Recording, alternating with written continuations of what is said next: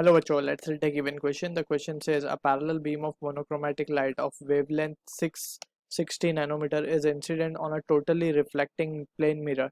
The angle of incidence is 60 degree and the number of photons striking the mirror per second is 2 into 10 raised to 19. The force exerted by the light beam on the mirror is A into 10 raised to minus 8 Newton. What is the integer value of A given H as 6.6 10 raised to minus 34 joule second? So this concept we need to understand very well कि जब भी light beam from some power source is incident on a particular area, ठीक है ना, वो कुछ particular area पे अगर इंसिडेंट होती है, so this light exerts a force on the object. ठीक, अगर we consider this object to be perfectly like we can say black body, अगर हम इसे मान लें, ठीक है, so we can write for this case जितने नंबर ऑफ फोटॉन्स इसके ऊपर स्ट्राइक करेंगे, light waves are nothing but it is the energy packets of photons basically, और each photon has a energy h nu, right. So जो power source है जहाँ से light आ रही है, ठीक है ना, ये जो पावर सोर्स है जहाँ से लाइट आ रही है यहाँ पे, ठीक. So we are interested in calculating the number of photons. So number of photons हम क्या लिख सकते हैं, number of photons total power divide by एक फोटोन के पास जो एनर्जी वो है ई, ठीक है. So that will be equals to P upon h nu, nu को हम लिख सकते हैं C by lambda. So this will be the result we are getting, ठीक है. So this will be the number of photons we have calculated.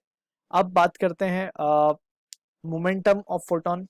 So since momentum is associated with photon, so we can write this value momentum can be written as h upon lambda, since we know k lambda is h upon p. By de Broglie's wavelength we can write this momentum equation as to be h by lambda, ठीक है. सो momentum हमें मिल चुका है, number of photon. So force exerted पर second क्या आ जाएगा, force exerted per second, force exerted per second will be nothing but it is we can say it as to be number of photons, जितने photons होंगे और उनका momentum. Just we need to multiply this two values.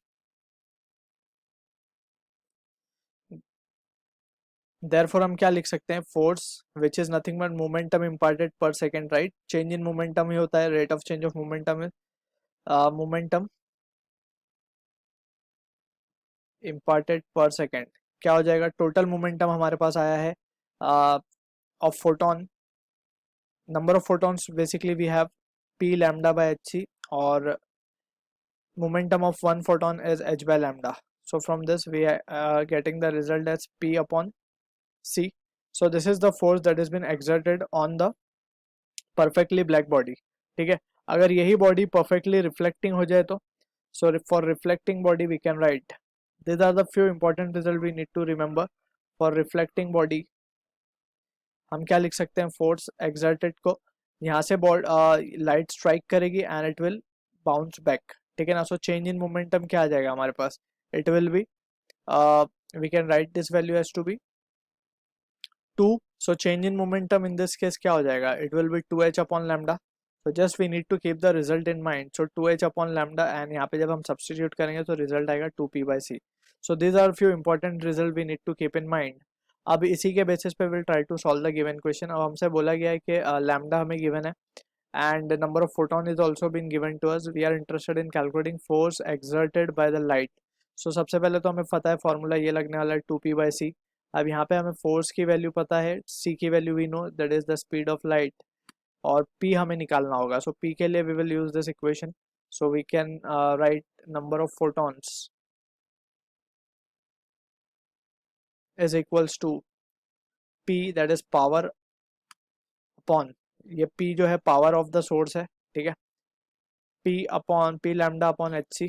So from here we can say power की value क्या आ जाएगी, number of photons जो कि हमें गिवन है 2 इंटू 10⁻⁹ इंटू एच की वैल्यू गिवन है 6.6 10⁻⁻34 इंटू सी की वैल्यू हमें पता है 3 इंटू 10⁸ डिवाइड बाय लैम्डा की वैल्यू हमें पता है 660 इंटू 10⁻⁹. सो इसको सॉल्व करने पे जो p मिल रहा है हमें, that comes out to B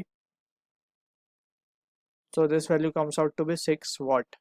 ठीक है, अब हमें पावर मिल चुका है, so we can say therefore force will be equals to 2 into 6 upon 3 into 10 raised to 8. So this value comes out to be 3 to the 4 into 10 raised to minus 8 Newton. So this is the answer to the question. So if we compare it with the given value, f हमें क्या given है, a into 10 raised to minus 8 given है, and we have got this value as to 4 into 10 raised to minus 8. So from this we can say a की value क्या आ जाएगी हमारे पास 4. So this is the answer to the question. I hope you understood the solution. All the best.